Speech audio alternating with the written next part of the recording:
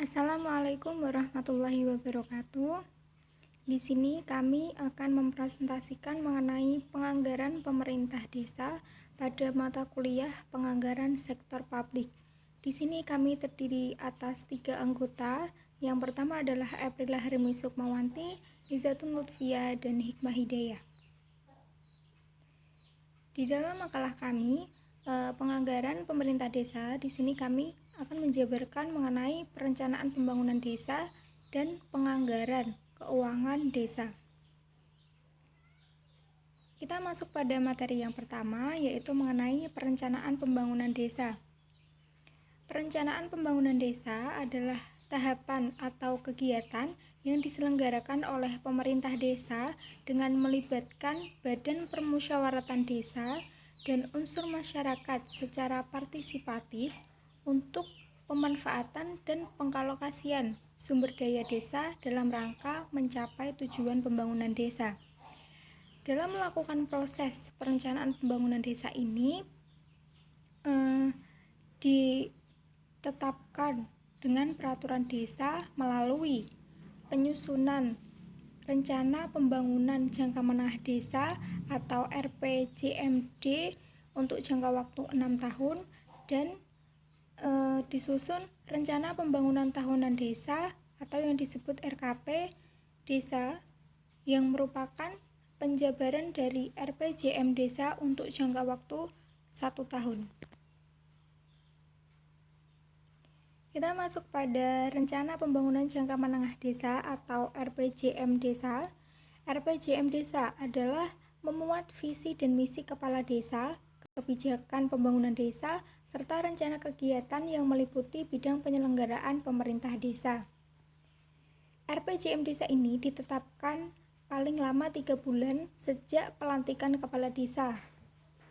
Kepala desa yang menyelenggarakan penyusunan RPJM desa ini mengikut sertakan unsur masyarakat desa dalam penyusunan RPJM desa dilaksanakan dengan mempertimbangkan kondisi sebenarnya desa dan prioritas program dan kegiatan kabupaten kota. Selanjutnya adalah langkah-langkah atau tahapan dalam penyusunan RPJM desa. Di sini ada 7 tahapan. Yang pertama adalah pembentukan tim penyusunan RPJM desa. Di sini nanti kepala desa akan membentuk tim dalam menyusun RPJM desa yang terdiri atas kepala desa itu sendiri, sekretaris desa, ketua lembaga pemberdayaan masyarakat, dan anggota yang berasal dari perangkat desa. Tahapan yang kedua adalah penyelarasan arah kebijakan pembangunan kabupaten kota. Di sini nanti tim penyusun RPJM desa yang telah dibentuk oleh kepala desa akan melakukan penyelarasan arah kebijakan pembangunan untuk mengintegrasikan program dan kegiatan pembangunan kabupaten kota dengan pembangunan desa. Tahapan yang ketiga adalah pengkajian keadaan desa. Nah, di sini nanti tim penyusun RPJM desa melakukan pengajian terhadap desa itu sendiri dengan mempertimbangkan kondisi objektif desa. Tahapan yang keempat adalah penyusunan rencana pembangunan desa melalui musyawarah desa. Melalui musyawarah desa, BPD atau Badan Permusyawaratan Desa dapat menyelenggarakan musyawarah desa berdasarkan hasil laporan pengkajian keadaan desa. Tahapan yang kelima adalah penyusunan rancangan RPJM desa. Tim penyusun RPJM desa yang telah dibentuk oleh kepala desa akan menyusun rencana atau rancangan RPJM desa berdasarkan berita acara. Yang tahapan keenam adalah penyusunan rencana pembangunan desa. Mohon maaf, di sini ada typo sedikit. Jadi, penyusunan rencana pembangunan desa ini adalah musyawarah perencanaan pembangunan desa yang diikuti oleh pemerintah desa, badan permusyawaratan desa, dan unsur masyarakat. Hasil kesepakatan musyawarah ini akan dituangkan dalam berita acara. Tahapan yang ketujuh adalah penetapan RPJM Desa. Kepala Desa akan mengarahkan tim penyusun RPJM Desa untuk melakukan perbaikan dokumen rancangan RPJM Desa berdasarkan hasil kesepakatan musyawarah perencanaan pembangunan desa.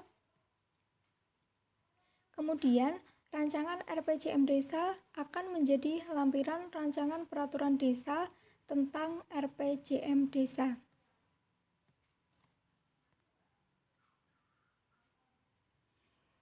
Yang kedua adalah dalam proses perencanaan pembangunan desa, pemerintah desa akan menyusun rencana kerja pemerintah desa atau RKP Desa.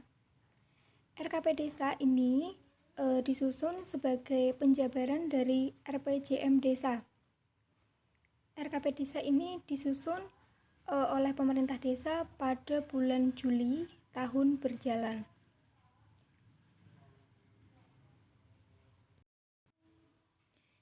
Penyusunan RKP Desa ini menjadi dasar dalam penetapan APB Desa atau Anggaran Pendapatan dan Belanja Desa. Selanjutnya adalah tahapan penyusunan RKP Desa. Di sini ada 9 tahap. Yang pertama adalah penyusunan perencanaan pembangunan desa melalui musyawarah desa. BPD atau Badan Permusyawaratan Desa menyelenggarakan musyawarah desa dalam rangka penyusunan rencana pembangunan desa. Tahapan yang kedua adalah pembentukan tim penyusun RKP Desa. Sama seperti dalam waktu menyusun RPJM Desa, di sini kepala desa juga membentuk tim penyusun RKP Desa yang terdiri atas kepala desa itu sendiri, sekretaris desa, ketua lembaga pemberdayaan masyarakat, dan juga anggota yang terdiri atas perangkat desa. Tahapan yang ketiga adalah pencermatan pagu indikatif desa dan penyelarasan program atau kegiatan masuk ke desa. Dalam tahapan ini, kepala desa akan mendapatkan data dan informasi dari kabupaten atau kota mengenai yang pertama adalah pagu indikatif desa dan yang kedua adalah rencana program atau kegiatan pemerintah daerah provinsi dan pemerintah daerah kabupaten atau kota yang masuk desa. Data tersebut diterima oleh kepala desa paling lambat bulan Juli setiap tahun berjalan. Tahapan penyusunan RKP Desa yang keempat adalah pencermatan ulang RPJM Desa. Tim penyusun RKP Desa yang sudah dibentuk oleh kepala desa akan mencermati skala prioritas usulan rencana kegiatan pembangunan desa untuk 1 tahun anggaran berikutnya sebagaimana yang tercantum dalam dokumen RPJM Desa. Hasil pencermatan ini akan dijadikan dasar oleh tim penyusun RKP Desa dalam menyusun rancangan RKP Desa. Tahapan yang kelima adalah penyusunan rencana RKP Desa. Penyusunan rencana RKP Desa ini berpedoman kepada hasil kesepakatan musyawarah desa, pagu indikatif desa, pendapatan asli desa, rencana kegiatan pemerintah, jaringan aspirasi masyarakat yang dilakukan oleh DPRD Kabupaten, hasil pencermatan ulang dokumen RPJM Desa, dan hasil kesepakatan kerjasama antar desa. Tahapan yang selanjutnya atau yang keenam adalah penyelenggaraan musyawarah perencanaan pembangunan desa penyusunan RKP Desa. Kepala desa akan menyelenggarakan musyawarah perencanaan pembangunan desa yang diadakan untuk membahas dan menyepakati rancangan RKP Desa. Selanjutnya, tahapan ketujuh adalah penetapan RKP Desa setelah kepala desa menyelenggarakan musyawarah untuk menyepakati rancangan RKP Desa. Tahapan yang kedelapan adalah perubahan RKP Desa. RKP Desa atau Rencana Kerja Pemerintah Desa ini dapat diubah apabila terjadi peristiwa khusus seperti bencana alam, krisis politik, krisis ekonomi, dan apabila terdapat perubahan mendasar atas kebijakan pemerintah. Tahapan yang terakhir atau yang ke-9 adalah pengajuan daftar usulan RKP Desa. Materi yang kedua adalah penganggaran keuangan desa. Setelah pemerintah desa menyetujui atau membentuk RKP desa, maka dilanjutkan proses untuk penyusunan APB desa atau anggaran pendapatan dan belanja desa.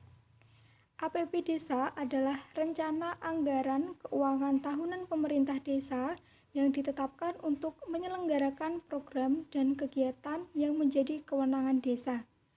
APB desa dibahas bersama BPD, Badan Permusyawaratan Desa, dalam musyawarah desa untuk selanjutnya ditetapkan dalam peraturan desa paling lambat 31 Desember tahun berjalan setelah dievaluasi oleh Bupati atau Wali Kota.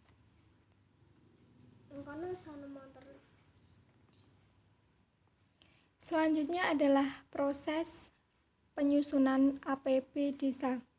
Di sini terdapat 5 proses dalam penyusunan APB desa, dimulai dengan sekretaris desa yang menyusun rancangan peraturan desa tentang APB desa, dilanjutkan oleh kepala desa yang akan menyampaikan kepada Badan Permusyawaratan Desa untuk dibahas dan disepakati bersama. Kemudian rancangan peraturan desa tentang APB desa ini yang telah disepakati bersama sebagaimana dapat disampaikan oleh kepala desa kepada bupati melalui camat. Selanjutnya, bupati atau wali kota menetapkan hasil evaluasi rancangan APB desa paling lambat atau paling lama 20 hari kerja sejak diterimanya rancangan peraturan desa tentang APB desa. Tahapan yang terakhir adalah peraturan desa tentang APB desa ditetapkan paling lambat tanggal 31 Desember tahun anggaran berjalan. Selanjutnya mengenai struktur anggaran pendapatan dan belanja desa atau APB desa. Di sini terdapat 3 struktur dalam APB desa. Yang pertama adalah pendapatan desa, yang kedua belanja desa, dan yang terakhir adalah pembiayaan desa. Pendapatan desa. Pendapatan desa ini adalah seluruh penerimaan uang melalui rekening kas desa yang merupakan hak desa dalam 1 tahun anggaran yang tidak perlu dikembalikan oleh desa.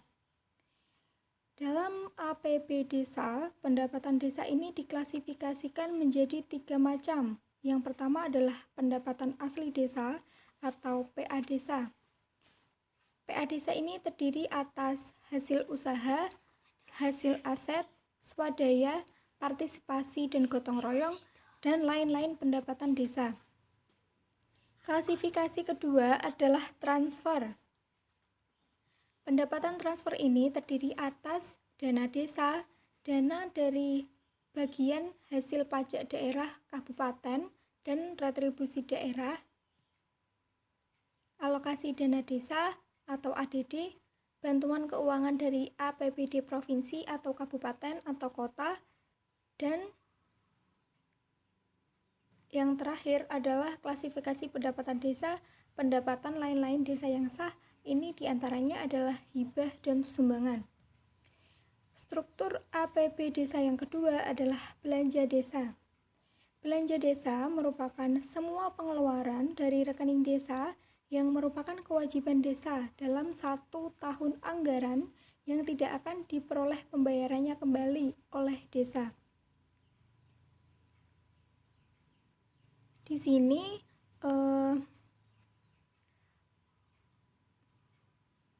belanja desa yang ditetapkan dalam APB desa sesuai pasal 100 PP nomor 47 tahun 2015 digunakan dengan ketentuan paling sedikit 70% dari jumlah anggaran belanja desa digunakan untuk mendanai penyelenggaraan pemerintah desa, pelaksanaan pembangunan desa, pembinaan kemasyarakatan desa, dan pemberdayaan masyarakat desa.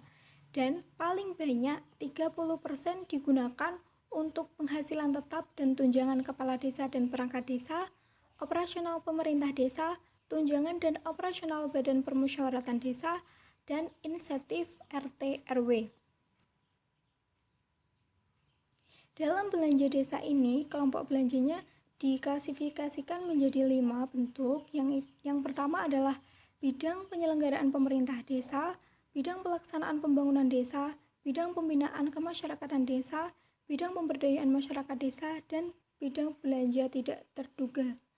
Sedangkan untuk jenis belanja diklasifikasikan berdasarkan jenisnya yang terdiri dari belanja pegawai, belanja barang atau jasa, dan belanja modal. Struktur APB desa yang terakhir adalah pembiayaan desa. Pembiayaan desa ini meliputi semua penerimaan yang perlu dibayar kembali atau pengeluaran yang akan diterima kembali. Klasifikasi pembiayaan desa dibagi menjadi 2 bentuk. Yang pertama adalah penerimaan pembiayaan dan yang kedua adalah pengeluaran pembiayaan. Penerimaan pembiayaan ini terdiri atas silpa atau sisa lebih perhitungan anggaran tahun sebelumnya, pencairan dana cadangan, dan hasil penjualan kekayaan desa yang dipisahkan. Sedangkan pengeluaran pembiayaan terdiri atas pembentukan dana cadangan dan penyertaan modal desa. Sekian presentasi dari kami. Apabila ada salah kata dan kurangnya pemahaman kami mohon maaf. Wabillahi taufik wal hidayah. Wassalamualaikum warahmatullahi wabarakatuh.